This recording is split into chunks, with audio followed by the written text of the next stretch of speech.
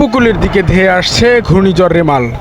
10 নম্বর মহাবিপদ সংকেত জারি করেছে আবহাওয়া অফিস। আমাদের দক্ষিণ উপকূলীয় এলাকায় ঘূর্ণিঝড় রেমাল তার তাণ্ডব ছড়াবে, তাই আপনারা অতি শীঘ্রই নিরাপদ আশ্রয়স্থলে চলে যান। ইতিমধ্যে আমাদের দক্ষিণ উপকূলীয় এলাকায় 10 নম্বর মহাবিপদ সংকেত দেখিয়ে যেতে বলা হয়েছে। ইতিমধ্যে আমাদের এই দক্ষিণ উপকূলীয় এলাকায় 10 নম্বর মহাবিপদ সংকেত দেখিয়ে যেতে বলা হয়েছে। যে কোনো মুহূর্তে আঘাত হানতে পারে দেশের উপকূলবর্তী অঞ্চলগুলোতে। ইতিমধ্যে ঘূর্ণিঝড় রেমাল মোকাবেলায় সকল ধরনের প্রস্তুতি গ্রহণ করেছে পাথরঘাটা উপজেলা প্রশাসন।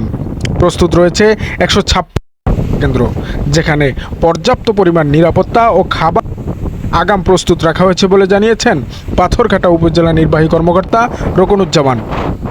জনসাধারণকে সচেতন করতে এবং নিরাপদ স্থানে পৌঁছাতে উপজেলা প্রশাসনের পাশাপাশি সক্রিয় অবস্থানে রয়েছে fire service, red crescent society সহ বিভিন্ন অঙ্গ সংগঠন।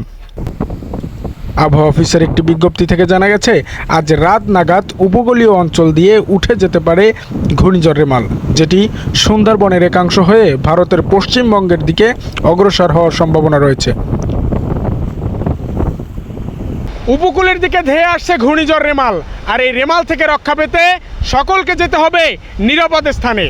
পাথরঘাটার 156টি আশ্রয় কেন্দ্র প্রস্তুত রয়েছে জনসাধারণের জন্য।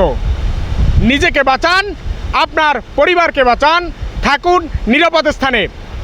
আরিফ তৌহিদ, ডিজিটাল চোখ, পাথরঘাটা।